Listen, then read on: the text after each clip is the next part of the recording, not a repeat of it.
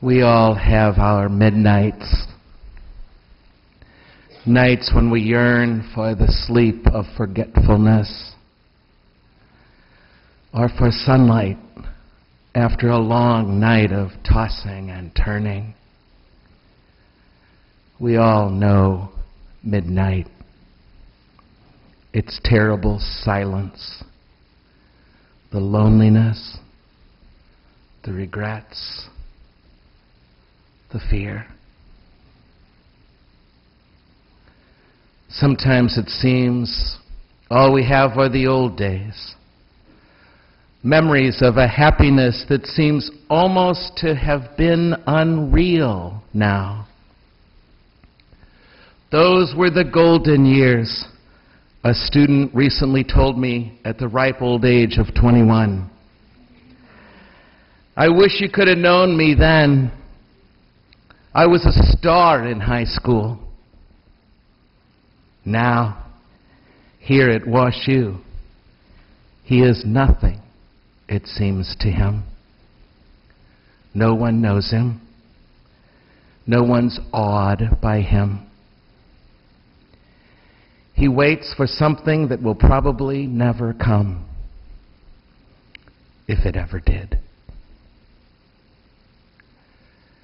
Another student tells me at 2 a.m. of her broken heart, a lost love, a dream that crashed and burned. Through her barely held back tears, she tells me. Taking time off, another student says, I just can't seem to beat this depression.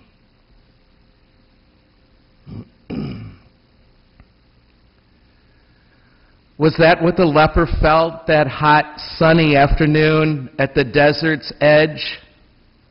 Bright outside, but oh so dark within. Did he remember a time when he felt beautiful before he became so ugly?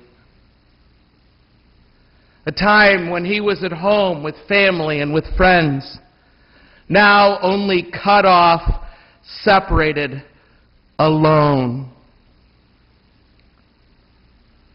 When daylight broke, that leper turned to Jesus like a sunflower to the sun.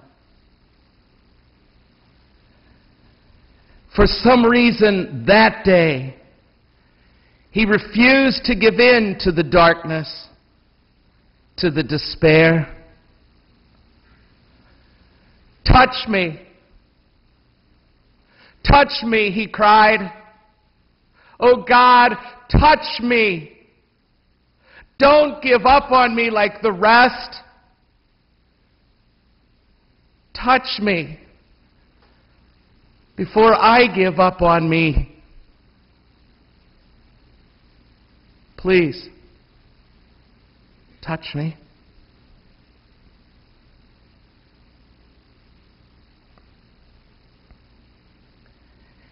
It is the cry that God puts into each of our hearts for our every midnight. It was what I heard from a friend who said to me, I think I just need you to hold me for a bit right now. If you would just hold me. Or a student who asked, can I have a hug? I just came down because I needed a hug. You know, we all want to be held sometimes like that. We just want human touch. And oh, sometimes we do it the wrong way. But when it's done with integrity and with honor, when it's respectful and done with love, there is nothing like it in all the world. I see it in students who move to another city for a semester or a year abroad, or maybe for the rest of their lives. And they know no one there. And after all the hugs and touches that they enjoyed here, I hear them say things like, "No one's touched me, really, for 9 months now." I hear it in people after their spouses die, or they're divorced, and their kids are long ago moved away, and they live alone now. Touch says to us in times like that I'm no longer alone. I'm no longer separated. I'm connected to another human being, to someone, to anyone who really cares about me.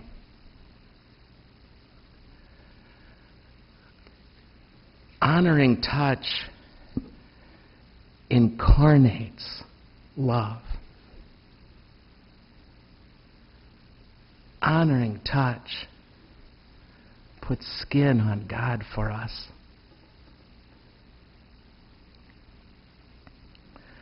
Sometimes touch comes from that embrace itself.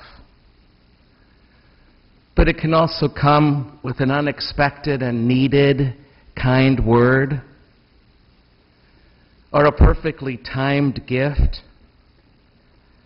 Somebody helping me when I needed it and didn't even know that I did. It can come through a great conversation. All the ways that a person feels touched by another, truly connected to another human being.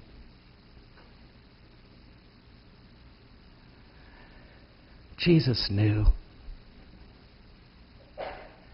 Jesus knew what touch would do for that man. He knew he was so isolated and so alone that he craved to be able to connect to someone, to anyone. Jesus knew, too, that if he responded to that man's request for touch, the crowd would hate him for it.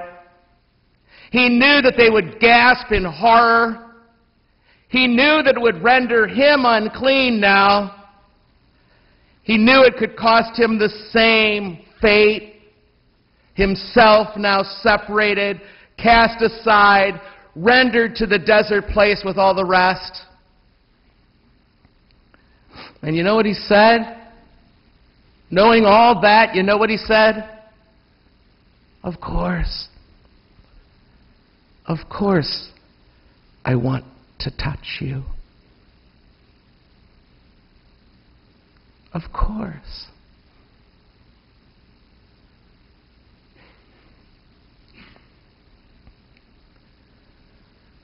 And for the first time in a long time, maybe ever, someone touched him. And that was all it took for healing to happen.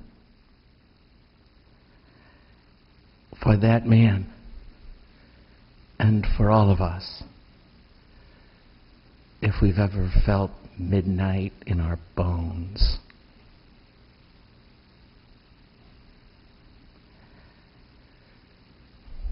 There is a darkness that we each have known or will know.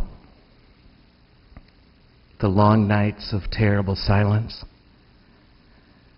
When someone you love turns your back on you, or leaves town,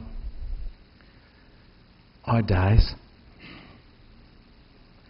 When the campaign to ruin your name gathers strength. When you know in your gut that despite the best efforts of the medical profession, the cancer is going to win.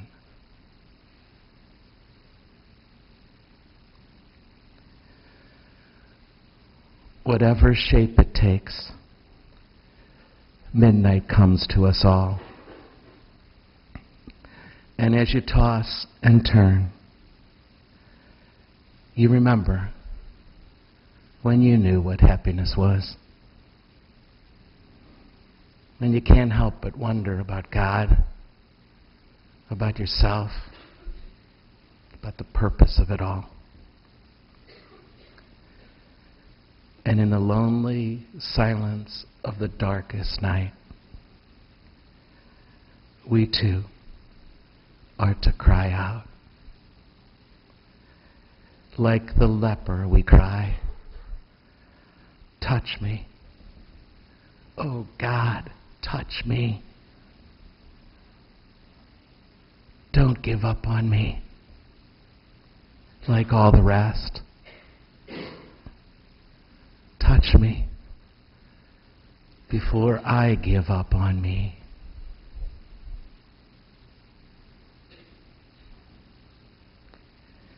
And always, always, always He comes. Always He comes. He comes with His touch. Somehow in the darkness of the night, He reaches out. He always does. And in that touching, as that beautiful song from the musical Cats put it so well, in the touching, a new day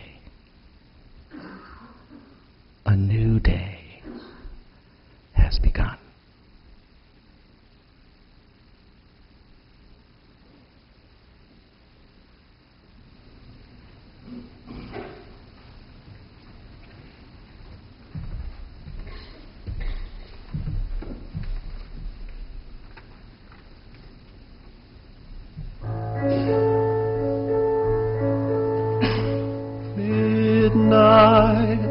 Not a sound from the pavement. Has the moon lost her memory?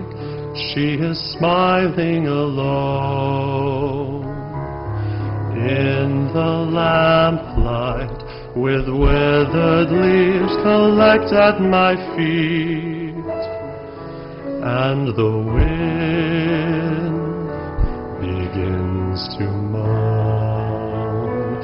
Memory, all alone in the moonlight, I can smile at the old days. I was beautiful then. I remember the time I knew what happiness was. Let the memory live again. Every street lamp seems to beat a fatalistic warning. Someone mutters and a street lamp gutters, and soon it will be morning. Daylight, I must wait for the sunrise. I must think of a new life, and I mustn't give in. When the dawn comes, tonight will be a memory too, and a new day will begin. Burnt out ends of smoky days, the stale cold smell of morning. The street lamp dies, another night is over, another day is dawning. Touch me, it's so easy to leave me.